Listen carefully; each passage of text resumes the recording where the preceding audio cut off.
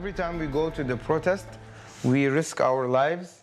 Even like today, I might not make it at the end of the day.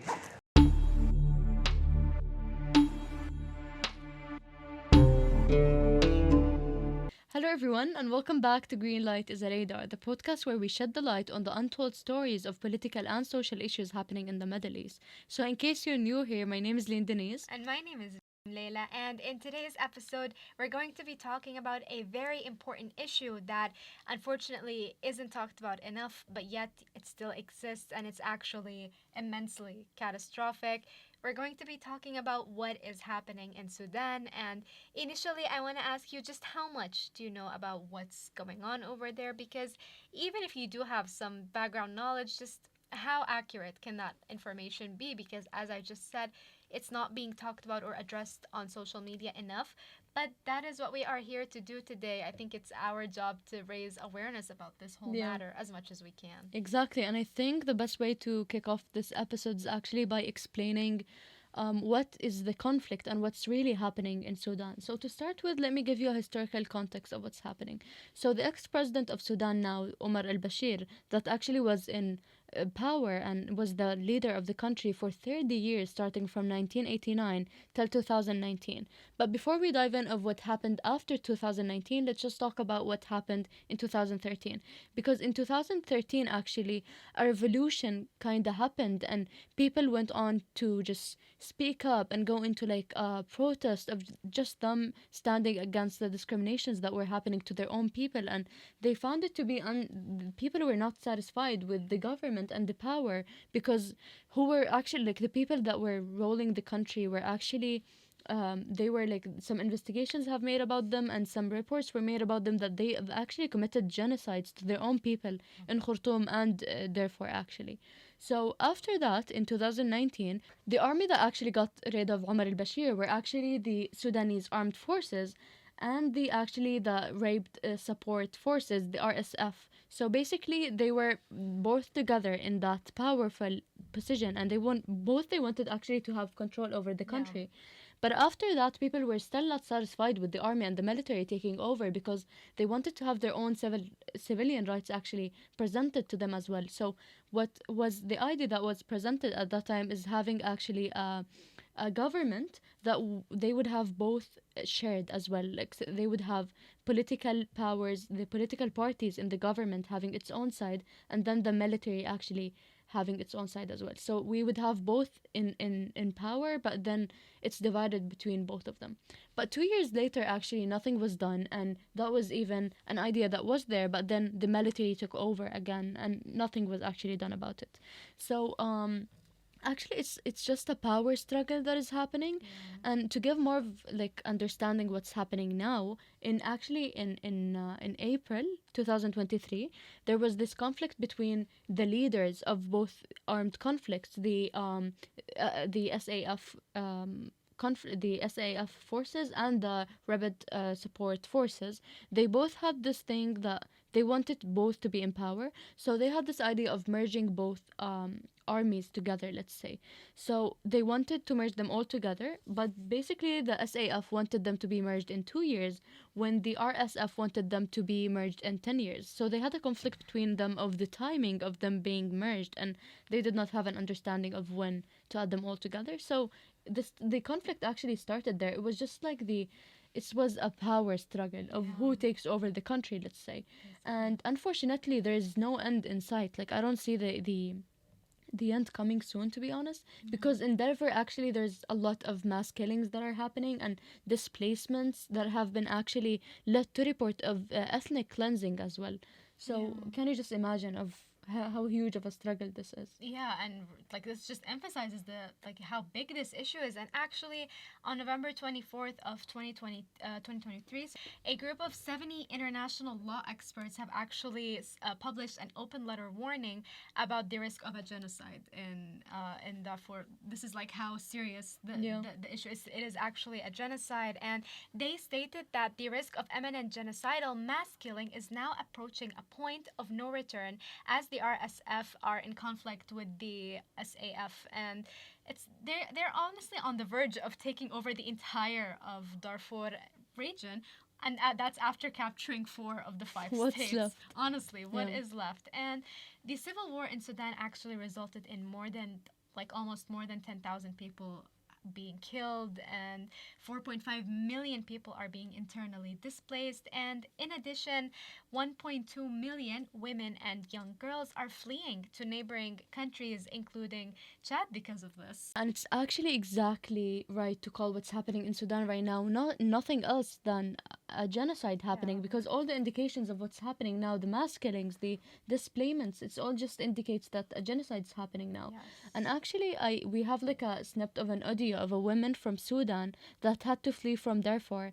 And just let's hear her own perspective of what was happening there. They attacked us for 3 days. It was severe. They went door to door, rounding up the men. They took them out and killed them. They called the father of my children into the street, shot and killed him. And while this conflict in Sudan actually continues to spread and the humanitarian access has become so limited, and because of the intensive actually violence and movements, restrictions on humanitarian access of everything that is happening now, it's actually have like prevented the delivery of aid as well. So they're not getting enough humanitarian aid, they're not getting any help from other countries as well, no one's doing anything about it, especially in the south of Sudan where needs are actually the highest. Yeah. And the fighting in Sudan has killed at least for now 4,000 people now, and it forced 4.5 million from their own houses. That's like mostly in Khartoum and therefore, and it's been actually in like the most deadliest in the residential areas itself, in the neighborhoods itself. Yeah, and but like that is all very true. But let's zoom in a little like into the experiences of citizens and Yeah. what they go through, and particularly the women of Sudan. And I want to start by reciting an incident that we found in our research. It says that on November 17th of 2022, security forces threw a 24-year-old woman who was a protester from a bridge in central Khartoum, and she was seriously wounded and injured that she had to undergo almost 4 surgeries from her spine. And why am I sharing this story? To highlight the fact that violence against women and women human rights defenders has increased, like greatly increased, and it is threatening their ability to sort of participate in like public space. And honestly, it's Exactly, and you know, wild. I'll just give you an example about this.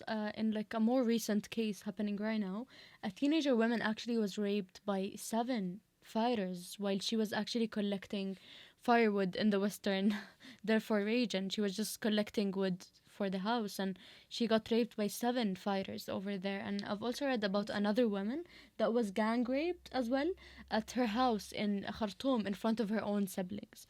Like, just imagine the how Trauma. hard it is to just go through this. Yeah. It's like unimaginable. I can't even imagine the situation. But like according to the World Health Organization as well, there's more than 4 million women and girls that are at risk of sexual violence right now, according to the World Health Organization across Sudan. Yeah, and nearly all the rapes that are documented are actually committed by the RSF, which has, occupied civilian neighborhoods, and Khartoum as it battles, Sudan's army for control, basically, like everything That's that they're like all everything. fighting for. The whole struggle is starting just to who has control more, who Yeah. has the power, and I feel like the innocent people, they're all just innocent people. Like they have to go through all of this without them having to do anything with Without it, having a say in it. and that's so Yeah. heartbreaking. And all of this is just like it's so brutal. It's genuinely like it's all about humiliation and sort of degrading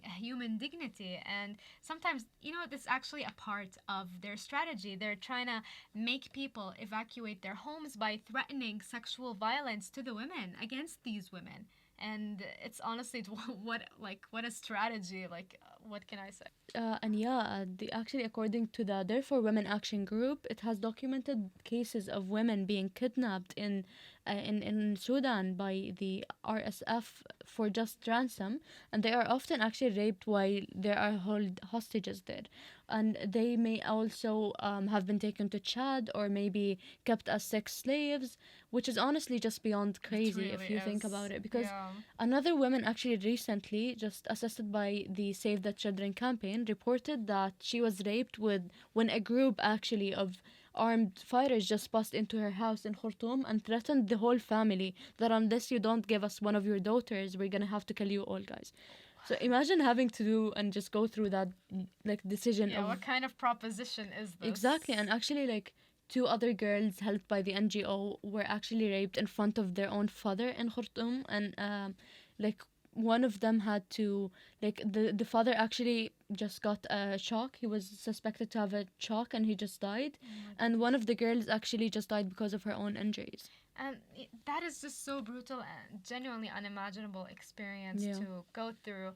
And unfortunately, it's actually common. You know, these incidents are actually happening in Sudan over and over again, but yet they're not being talked about. And actually, Katharina von Schroeder, a spokesperson for the Save the Children campaign, says that the number of cases is way too huge. And, you know, if an expert says this, you know that it's real and it's actually this serious. And in Darfur, this pattern of sexual violence sort of reflects the genocidal war of the mid 2000s, basically. And actually, a group of UN human rights experts said that the RSF were actually using rape and other sexual violence sort of as a tool to punish and terrorize communities. And ironic is all I can say. Yeah. So actually, across social media, I've seen this women asking if it was okay for them to commit suicide, if it was religiously okay for them to commit suicide, not to get raped. And imagine having to even talk about this. Like, I can't even imagine that people would ask for such a thing instead of getting raped, because they're both just so hard to like decide on. Like, imagine asking if suicide was fine or halal in Islam That's how instead of just getting traumatizing. raped. That is how traumatizing this Yeah. issue is getting to the girls of Sudan. And Save the Children campaign has actually warned that children as young as the ages of 12 are getting raped. And some of them are actually targeted because of their ethnicity or because of their gender. At this point, it's just extremely crazy and Yeah. wild. And according to the UNFPA, actually, 2.7 million women in Sudan are actually in need of gender-based violence protection, mitigations, and a response for these services. And but why just can't we see any of like anyone receiving any of these services as well? Because so in fact, let's just focus on these events and what's going on now in Sudan, because social media is not covering a lot of things of like what's happening now, despite the escalating violence against women and what's happening now in Sudan. So I guess this is because human rights defenders and the journalists actually in general have limited capacity of documenting what's happening actually, because the expanding violence against women in Sudan now is getting so rough that it's so hard to document anything of what's happening. And actually in Darfur itself, 5 girls were killed last month by their own male family members because they were talking on the phone. So just imagine the situation of how could they report what's happening if they're getting killed because they're just talking and using a phone. Yeah, I mean, that's honestly unimaginable. And in Khartoum alone, over 20 like domestic violence cases are reported daily, but there is lack of sufficient support and social networks to sort of enable the victims across the country to, you know, ask for protection or report Because who about to their ask, incidents. like who to ask for protection Exactly, from? who to ask to protection from. And actually, the freedom of expression and association for women is sort of restricted under the authorities. And in Darfur, journalist Hafida Abdullah was actually arrested while she was covering a protest organized by women street vendors. And she was prevented from filming and reporting about this protest and any further incidents. So she was basically prevented from doing her own job. And women members in professional unions are being punished for participating in protests and reporting them along with like other public strikes. And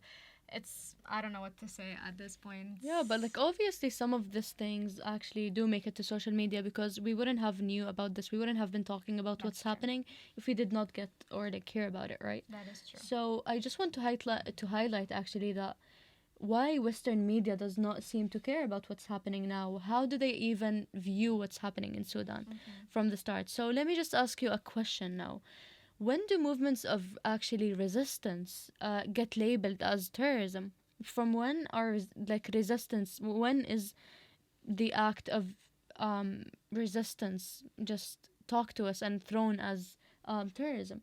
Because, in short, actually, an unfortunate response and accurate answer to this is that it is just opposing the interests of the Western imperialism as well. That's Because true. by claiming the moral compass of deciding who is the freedom fighter and who is the terrorist, actually, Western media embeds imperial interest in the Middle East itself. Yeah.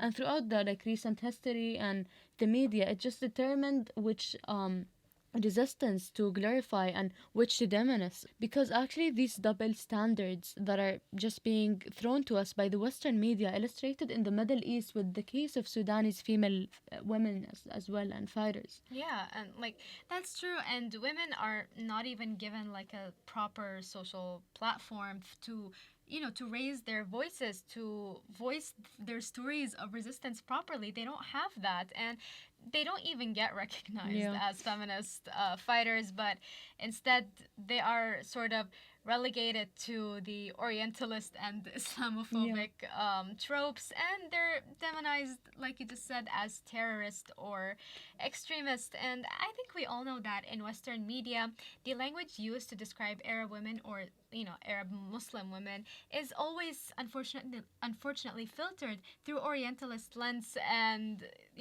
like through this lens, women are only allowed the positions of either a victim, terrorist, or extremist, we can say. Exactly, and this actually representation is not just random or like No. accidental. It just helps to sustain the Western view of the world actually and the Middle East itself. Given that the Western media actually dominates the international arena itself as well, Yeah. and this powerful actually the power of this representation gives outlets actually influence in molding the public opinion and Yeah. gaslighting it as well. Yeah, literally. So like often destroying the social and political and historical context of given issues like this in Sudan. Yeah. And when actually the women do raise against the oppression they're experiencing now, they lose their own state of being victims, and their act of actually, when women do raise against the oppression they're experiencing now, they lose their state as victims, and their acts of resistance are labeled as extremists actually. And this is like, where is the praise of women like for their female and empowerment and their feminism actually? It's non-existent. And it's very important to educate yourself about the matter before sort of generalizing or stereotyping a group of people. And I think this is one of the most important messages that we try to deliver on our podcast. So please, people, do educate yourself. In Sudan alone, 2 million people have been internally displaced, and almost 600,000 people have fled to neighboring countries. And these are data according to the International Organization for Migration. So you know that this is real. It's happening. So please read, learn, and speak up for those who cannot speak for themselves. And I think this sums up like and mirrors all the topics we've talked about in this podcast, starting from the genocide happening in Palestine, going to discriminations against women and what's happening to women in Middle East, and then just talking about the journalists and the rights of the journalists and the risks they're facing as well, and then moving on to Orientalism and the lenses that we see people the West using actually, and that's the way they describe the East as well. So I think Sudan has it all summed up, because it's so sad to see that they're facing all these kind of issues and huge struggles that they're going through, but like we just hope we see peace in the world, we see more things, good things happening to these amazing people as well. Yeah, like what's happening in Sudan sort of encompasses everything that we talked about in this podcast. And we really hope that in this episode and throughout our whole podcast, we have educated you enough. We hope that we have raised awareness, which was obviously one of our main targets. And we hope that you have benefited from it and are motivated to learn more about these important issues as much as we are. And thank you so much for watching actually and putting in the time and effort to actually get educated with us. And stay tuned for our upcoming projects. We'll see you. See you.